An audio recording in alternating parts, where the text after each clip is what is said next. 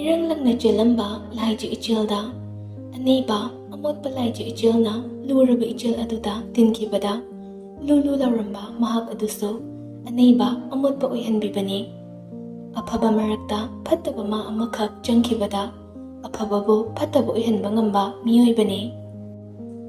Angauba fijultana leitingduna khongnang pambi achaubadugi makhongda. Makuttana thambal khara paiduna. Sariba nangsagi maisa aduna. Mamitta yaybada. Pangba ngamdabagum makuttuna khanduna famnamba nupi ado. Tapna hugalaklaga lai. Luyagi mangda chumjung lipsilakladuna. Thambalda piraklaga nangsina. Napada jirol tawjarae. Dada, aibu kawkhinuko. Nangi nungsiba phangda malem asidadi leiba phangdre. Adubuni dada. Ai lekhidra haidana nang nupi atopa ama thigadra. Luya mangakto haidana. Kaigi thidoiba. Aduga nangdi aigi nakta leigadabani. Kaida sujatba yaroi. Tanu maning tapna halli. Dada, nasidagi nafamda ina wakhalna yatlarui. Ai buloba lakli. Ai chatlage ko. Una mitmangdagi samkraba mami adubo yengjahoduna. Luya taibang fauna lauri. Naubi! Dadagi naubi! Adubo angagpagi mataw amadani. Mahakna taibang pawrakiba. Angauba amagi mataw kong pangkagoykri nupa ado. Famang adudagi jungtaraklaga kachin amadada sinduna. Machin aduda muram soli. Naubi! Nanglao naubi! Haiduna ahing asinalankhibada kari oirakpa luya mahak. Somda nganbana mamisuk jinkhiba aduda lechel khara hantoi. Saugi khanbani adubu sauba ngamda pakhat oina hanjarae. Dada, kidorage? Nupa ado tuminna lei. Lechel asum yenglakpada khara chingnarakduna nganbagi furit ado khara haigatli. Adubu pukchep aduda fotkibagi mami leramba ado urure.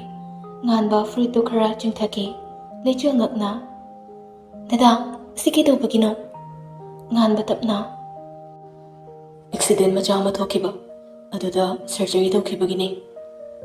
Lechel makokto hai. Nate, si accident gi nate. Dada, aina chingnariba se ko hallo. Kaino, nang nachingnariba? Lechel yam serious oina tapna nganbagi manakta famtharaklaga. Thongi kidney donor do nang natra. Nganba kadaida amuk chattuna lotluba yari. Matam kuina lolaklabasu lotpagi matam hele. Tapna khumlai. Mani. Lechel mapi irachena kutum adu tasilaga. Nganbagi thabak aduda kinna popop thazili. Nang matam kuina kaigi lotlino. Nang naibu aduk nungsiba. Aduga nanggidamaktadi aina karisu tawba ngamdaba. Ai sa kayada phatabano. Adudi nang nasamga sitnana kakribadudi aibu mainungdagi nang nakalagpagi natra. Phataba angauba. Matam kuina nangba nungsibagi chungliba mayolse. Karigi ising ningthina chayge khanbidribano. Thamoy sina nangbu. Makha taba ngamde nupido nganba tapna. Nungsiba nangde hune. Thamoy na khoidaruba nangi lahisiso huoiramle. Adubo huodo kaina thakchaningi. Sirabasu nakhada siba pame. Ai waraude. Ai saude. Nangna thina chirasu ai kapoy. Ai di phatabini hu chenbi. Mahubu bilindune. Laishramde lidudagi hena sathi haridune. Chalo ada ai laishramla. Ai di arkene. Nganba nupi mahaki mahududa ngasidi khamba ngamda pangthakre masa pumba. Mahak na khanba manglan ado mangfaungnadrabadi karam tawni. Lechulgi mamaida tapna nanduna. Macha. Nungsiba ming ado kaubiri nupa mahakna. Adubu thangnaba mikupta mahanba yadri khanna.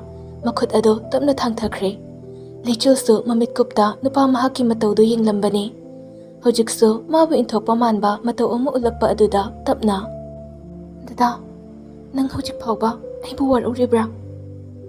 Ona taina wahang adugi pakhum pirakle. Tumo, ai wari. Lechulna haijaning bakaya ado thatpikre. Minungsi leitaba wahai aduna. Lechal tapna haugatlaglaga magi famungda kakhatkre pirangdi lepte. Nganbabu nuksibagi mechak asina asum henjilaglabada ma kari amuk tauba ngamkhini. Magi nuksijaba mama ado lechal magna tahanbire mihau chawbe. Ima, nang si karigi aduk mihau chawrambano.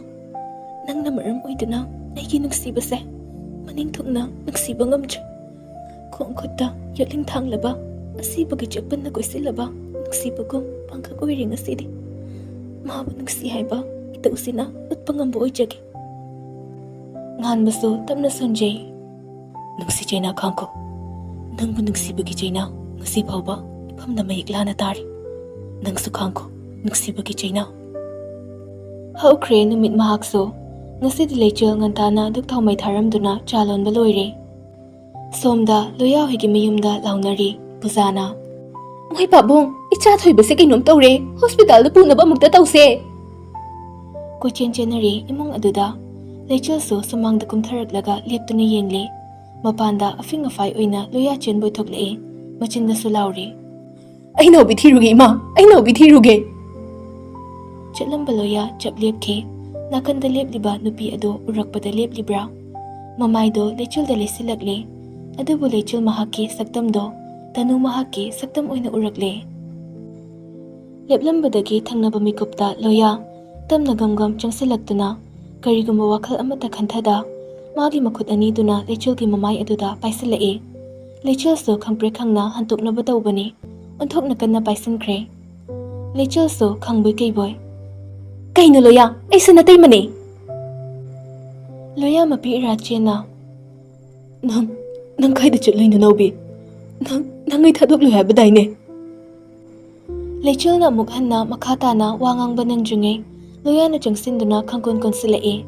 Mangol da thoklakpa nganba tawramliba phibamada ubada kadomdagi no khangda mihunama khanglaklaktuna yam thuna changsilaklaga loyabu chingthoklaga kin aduna mari mangarak thinjinke. Puja so loyabu tanarakpani tawramliba do ubada. Nganba kaino nangna nanawdu tawrido thadone he. Nganbana loyagi makhawri ado metlaga. Hanani hojik ase natai mani. Nangi dugumba lamchato swaidu ulabadi nangi na thwaidu phawba lawba ngamamine. Adubo hairibana ama khomlakpana ama thamoi sukningai ne. Nawbe tamo nang nifamdagi nuksiba mabu mullasu aigi nawbi budi munbigano.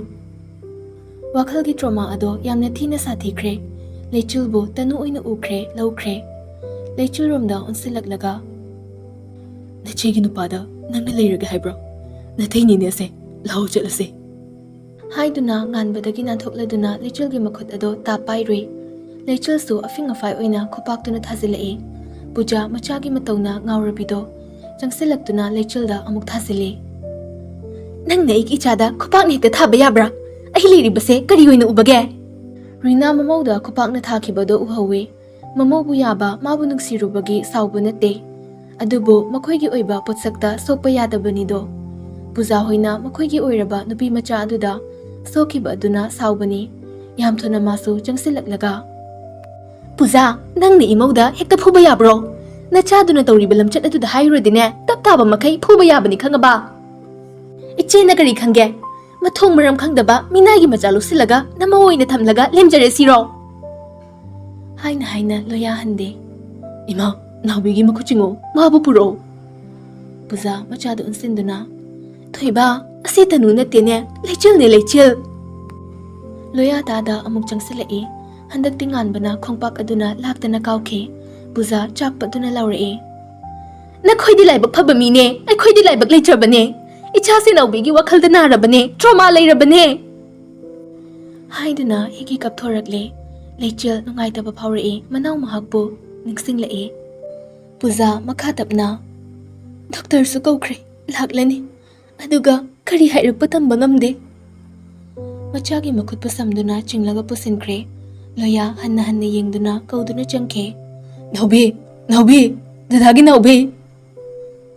Nganba lechil da yenglatlaga lechilga makhuto tapsami aduga imunglomda chingduna pusinkre. Numit masu hokibana mangani chakauba numitni Yum aduda mayam adu langnari. Leichulsu loisinba loiraga photo ama ani kapli. Kadumdagino nganba masu fadyaw silaktuna. Yam phajare. Chalis lao thengani. Is tho yari. Aisu aigi thokpa chachage. Nangsu nangi thokpa chacharo. Chachadori. Aisu aigi thokpa. Aingonda wachaga ngangise kaigino mamba. Nganba sukchili mamba kaurakpaduda. Kaino bebar machit ama phawba taptaba. Mamba kaina. Mamba kaudradi kai kau harino. Nangbo aigi kana oirige. Mapan thongda ipuroibu oiba natana. Hairamlaga nganbabu na thairamlaga makhada kumkhre. Masi yam ngamba nupinine. Aina mukamsiladi pharaktani tawbaniko. Mayamdo mahi lechul hoida chatnakhre. Loya hoigi imungi mi ama phawba yaude. Chak chanabagi matam adu yauduna chaba hunare thanelna. Bhai, kari yam loksinse. Nangonda dane hapise. Aikhoidi kangni. Chagrin pakli pukhamse. Nganba faini yengnaklaga. Tumina chawba. Ini ikabane na yada duloi lamsilakpa. Thanel tumina chajare. Mayamdo chaba thakpa loiraduna hanaba yaure. Leichulna khara kolhowe. Machiga kada makhoini da famduna wari sanare. Leichul tapna. Che, ai mase yam nuksi. Aikhoi tongi kidney donor dusu ma oirami. Aibu mainingdagi kalakpasu maana oiramle. Adudi nakhoinigi wari loiri kaino. Kaidagi loibano. Numidang khuding mathanda makhada thaduna tummi. Aibu miraibagi matau male. Ai yam sauningi. Makhoigi matauda. Miyoibase ngakpi bahibagi makon chendabra. Yarise. Now, pungsa thengani mayamna kaunari hannaba tawro. Hoi che. Lechul hoisu halakle asum thorakpada lambida chatkhiba. Mana hek thengnaba nupido ngasisu ui. Adubu kari amata khandabagum. Haifetamak yenglamlaga adumak tokle. Lechul magi kada karakpada nganba kanaganu khangda wari sanari. Hoi. Hayeng pung kayagi flight no. Ay laknaba tawrage. Asomdagi kari hairakpano haibadu madi khangde. Nganbana. Hoi. Hapta ani mukti leithage khalli. Hoi. Thamage. Lechul changlaktuna hanglei. Dada, kaino, kai chatpagi warino. Nganba free lauthok na tapna khumlei. Ay nangga leiba pamdre. Hapta ani muk ay mapanda leiruge. Nangi saktamdo yengba ay pamdre. Lechul fagi oirabasu wahaido magi mafamdadi fagi oina lau haiba yadre. Lechul sauna. Nangna ingonda kakak theliba kaigino. Aibu nangi nupi oina ubangam leido oirade kaigi laubiramlino. Mi kayagi thamoy kaigi thukai biramlino. Nangi se loyagi thamoy kaisiro. Nangamo mangonda hanna nayum paning leiro. Khaide ide. Tukache dada wahaido yam tukache. Nachinna dudagi adugumba wahita kani khallude. Yari phare. Aisu kaim hairoi. Nangsu kaim ta hairakano. Nganba phagi tawrambado sauningba phawre. Nangina tum koin inadabada ai siroi. Tha amadum leithoke. Leikro pusi chupagi leikro. Asomdana kendra magi nupi bu themli. Karino nupi nangna hariba wafamado oiba yaba natene. Karigi oiba yaroidoribano. Phani yegnarabasu ichagidama makhoigi makhongda tuba ngamganiye. Nupi nangna hairise aidi. Aidi haiduna solaga leibadunane nachase pharakpa ngamoye. Nachasena naubi na solaga leirise khangdrabu mai babungbo. Leichelbo mana tanu oina khankrene. Ai haijagani ichabu matam khara phasana loinabiyo haina. Nupi adubu midi maunine. Nachana pakhang karamba mina yarakadoribage. Aini yahani aina haijani. Puza hogutuna rina hoi lakhre khangbana rina hoi tamna lagle. Ngasi phawba sumangda masana khangna henjindabado. Ngasi de macha kidamak henjingadawri. Imung tamna changlaktuna kaure. Iche. Rina su kaubu adu tabada thoglai. Kari amuk huba laklibano. Ai mi khatnaba talle. Puza mukut anido lolaktuna. Iche aikhoi lankhre. Adubu iche hoi minungsi leitaba mi nate haibasu aikhoi khangi. Yaragadi iche aikhoi gi mateng amuktangdi bangbiyo. Rina Thosada. Karino, matingani bagi chatnabi imung asida leirabo. Namayado, thaba makai, ikai bakhangda changlakli ne. Mama amana machagidama kadai fawba tawba ngammi haibado mayak sengna takle. Aduga lechilgi mamana karigi machabu nungsiba khangdaba. Puzana. Iche, aigi ichado, ngauraga chatkraniye. Mana lambi surok takrabadi, mama aide kari oyo haibano. Iche, ay lali. Ichabudi amukda kanminase. Pukchal pitpa minate, hinjinnaba yanadabagi mataw aduna yagnahanbani. Yagnakibagi maramso, mapana lam maming panbada, macha ahal lupadana karahena pankibagi muknakibani. Aduga Rina hoina puza hoida mapahatpani haina lawbani. Puzana lon machada hakchang sondanaba hidak, nuntigi yaurambana sondharakpana laikidabani. Tasengbada hidak ado Purnimana hapani lechilgi mamana. Rina na tapna. Kari matingno pangbangambu oiradi pangge. Nangumbana ekhoida mating nirakpa haibasida panghauradi puharida yahobasu yai. Yumlembam ungbi Puzana, yumlembam ungbi Rinada nonjaduna mating niki haina. Hanagi hamu oiraglabadi khatnarakpasu yabani. Adubu puja machagi mechakna kanna fawba hajaba ngamde. Imaudo amuk yamna natrabasu ichaga mikup kharada oirabasu wari sanahanse. Aigi ichana imaubo aigi imautanuni khallure. Matro mado khara hinjinkre. Tapna loinaraga soidana phagani haibiree. Lumalle wahi adugi paukhom tangmalle. Mahakna niriba mateng karamba minasu irailaina yarakani. Yumgi mau amabo atopa nupa amaga amuk loinahanse haibada adumuk na Rina naso yarakte. Kainoda adu yaba thabak nate. Imaubo atopa nupa amaga adu sumatay ma. Nate. Aina haibade haraw wari khazikta oirabasu sanahanse haijabane. Adubo oithokpa yaba thabakla. Prinsela su thoklaktuna yausilae. Adu oithokpa yari cha. Nangna taraga misinaba yaba wani ado. Puza kuntharakduna Rinagi makhongko lae. Iche, ichana ngauduna chatkibado ay yengba ngamluye. Iche na chanbiduna nungmagi minit mangata oirabasu haraw wari sanahanbiyo. Rina mathamoyedo petharakle tapna khumlae. Puza hawgala ay yenglage. Adubu wafamse ichadi khanghangumsiko. Prinsalaso mamana yaradi yai yadradi yade. Puza harauna. Thagachari ichi. Aina khatluba ichi hinjabini haibada aranbu iramle. Ichi edi lairimbini ichi. Rinaso pukning nungsirae. Masi pumnamak lechul mahak lakpadagi oiribra. Imung anido karata oiraso nungsinaba horakadawribra. Matawduna takpadi pujagi mafamda leiramba. Warauba ado changyamna takra haibani. Puza harauna chatkre Rinaso nukmi lehore. Numidang ado yausilakpana chabin singdoklaga magi kada tumnaba changnakre. Nganbadi hojik fawba lakte. Leichel isaw langna phone metli. Hojik fawba kadaidanoba mana leirise. Pungse 13 thare hawani. Tanja adudani thongjilladudagi hari changlakpa. Leichel nganbana yu thakchilakpa aduda fugabatlaga manakta changsilae. Kaino dada, nang yuga thakbra? Thakte, nong phadok thakpani. Yang chatlani na ngasi ngayhak pullubani. Chatpa ngamda kai thakagala asida thakti kaina. Tumbiro, nangi fam samjarabani. Nganba changsilaktuna Leichel na magidamakta makhada thariba fam ado losile. Aduga mon ado famungda thangkatkraga Leichel do unsilae.